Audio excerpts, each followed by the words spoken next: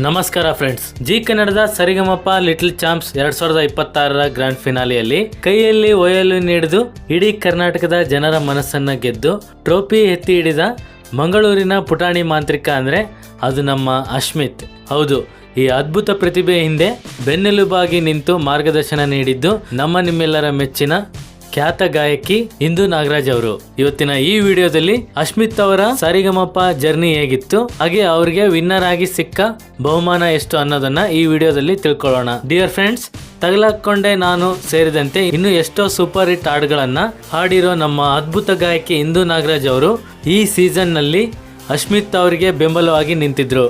ಅಶ್ಮಿತ್ ಕೇವಲ ಆಡೋದು ಮಾತ್ರ ಅಲ್ಲ, ಹಾಡಿನ ಜೊತೆಗೆ ವಯೋಲಿನ್ ನುಡಿಸೋದ್ರಲ್ಲೂ ಎಕ್ಸ್ಪರ್ಟ್ ಆಗಿದ್ದ. ವಿನ್ನರ್ ಆದ ಅಶ್ಮಿತ್ಗೆ ಸಿಕ್ಕ ಬಹುಮಾನ ಏನ್ ಗೊತ್ತಾ? ಸರಿಗಮಪ ಲಿಟಲ್ ಚಾಂಪ್ಸ್ ನ ಚಾಂಪಿಯನ್ಶಿಪ್ 2016ರಲ್ಲಿ ವಿನ್ನರ್ ಆದ ಅಶ್ಮಿತ್ಗೆ ಸಿಕ್ಕಿದೆ ಒಂದು ಗೋಲ್ಡನ್ ಟ್ರೋಫಿ. ಜಿ ಕನ್ನಡ ವಾಹಿನಿ ಮತ್ತು ಪ್ರಾಯೋಜಕರಿಂದ ಬರೋಬ್ಬರಿ 20 ಲಕ್ಷ ರೂಪಾಯಿ ನಗದು ಮೊತ್ತ ಸಿಕ್ಕಿದೆ. ಹಾಗೂ ಇನ್ನೂ ಅನೇಕ ಅಡ್ವರ್ಟೈಸರ್ ನಿಂದ ಚಿನ್ನದ ನಾಣ್ಯ ಹಾಗೂ ಇನ್ನಿತರ ಆಕರ್ಷಕ ಗಿಫ್ಟ್ ಗಳು ಸಿಕ್ಕಿವೆ.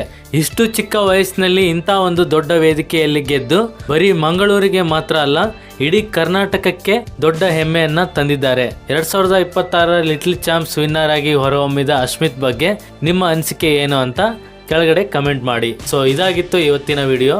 ಮುಂದಿನ ವಿಡಿಯೋಗಾಗಿ RV ಅಪ್ಡೇಟ್ಸ್ ಯೂಟ್ಯೂಬ್ ಚಾನಲ್ನ ಈಗಲೇ ಸಬ್ಸ್ಕ್ರೈಬ್ ಮಾಡಿ.